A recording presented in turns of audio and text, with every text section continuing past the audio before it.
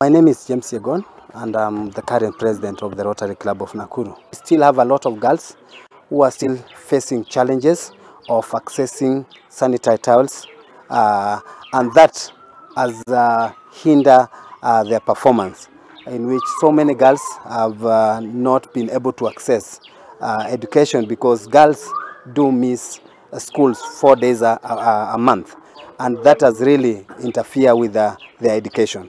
We are also appealing to the government as well to ensure that whatever the allocation of funds they have set aside to supply sanitary towels, let them increase the allocation so that they can reach out to many girls outside there.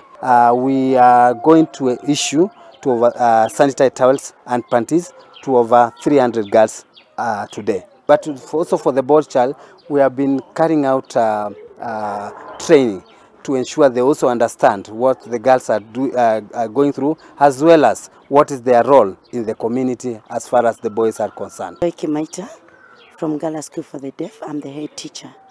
Our girls, most of them, they come from very vulnerable families, and many may not be able to afford the sanitary towels. Like today, I had the last bunch in store. So it's for us as a teacher and as a community to help them to know who they are, and what they go through as menstrual is not a curse, is not a challenge. It's something that is a normal development in their lives, like any other development in their body. So I really thank the Rotary Club for remembering our school today. The boy child has a role, because these are the brothers, these are the seatmates, these are the schoolmates they are with.